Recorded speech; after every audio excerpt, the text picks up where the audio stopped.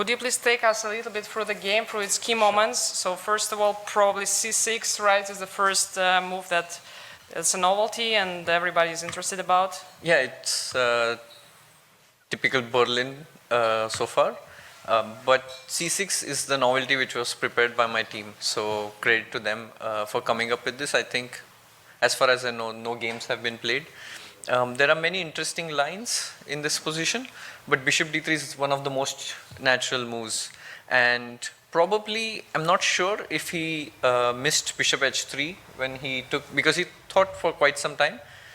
But it's also hard to recommend some alternatives because let's say bishop e3, I get d5 and I completely am fine. But of course, bishop h3 is the star move. Yeah, it's a spectacular move. And what is it with you here? Like yesterday you sacrificed the bishop, today you sacrificed the bishop.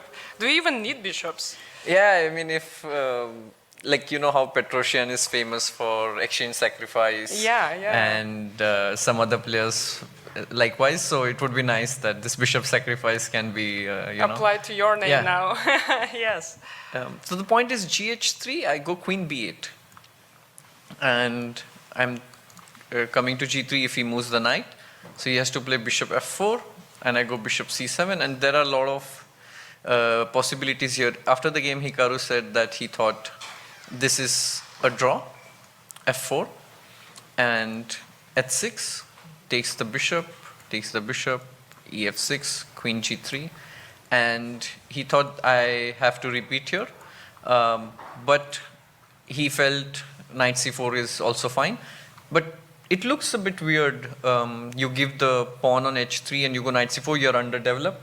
That's why I spent a lot of time on the next few moves because I wanted to be precise. Because, for example, there is a trick like queen c7. It looks like gh3 is not possible because of queen g3. And if you take on b6, there is knight g4. G3, and then I take with the queen here, and he's losing an exchange. So there were a lot of lines like this. But of course, he has e5 here, and that's why I did not play. Bishop g4. There's another very cute line that after bishop e2, I take on d1, takes rook d1, knight e4. He has to take b6, ab6, rook e1. And the point is that I have knight c5, which he...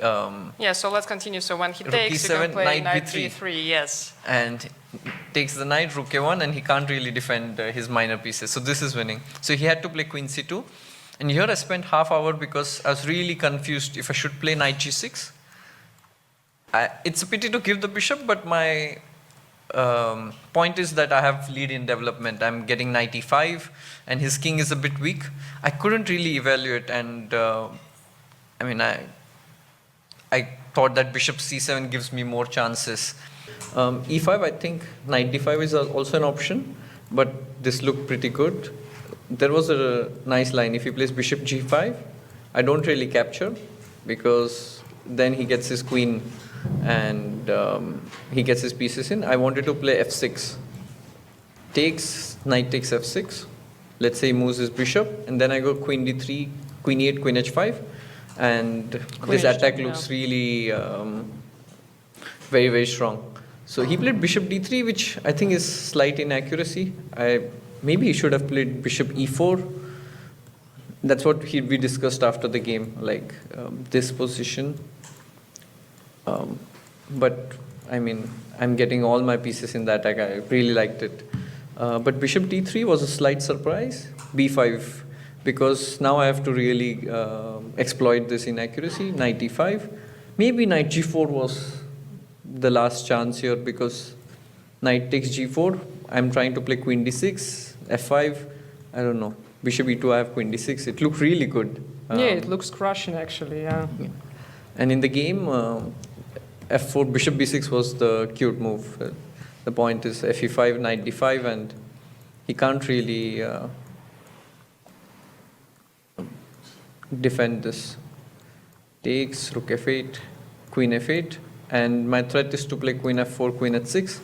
I guess only moves queen e4, queen f2, queen g4, and probably just bringing the rook, first giving check, bringing the rook should be fine, but worst case, I could even capture this rook, which was a bit sadist, but so you have it's a choice possible. even, yeah. And okay, it's just lost, but he kept fighting. Queen g5, and yeah, I mean, the rest is pretty easy, but I just wanted to make sure that I don't give him counterplay in this time scramble. There are multiple ways to win, like I can even take and knight c2, but with such a king, I thought I should go for it. He cannot really play queen h5 because I take and rook d1 is mate, and knight d2 is met with knight c4. So yeah, he resigned because king b2, knight g3, and he loses in exchange. Yeah, this is an absolutely brilliant game. Can you already say that this is one of your best games in your career? What would you say? Or probably can from play the some more? importance of the tournament and opposition, yeah, it's one of the good games. I don't know if it's the absolute best, but definitely I'm proud of it.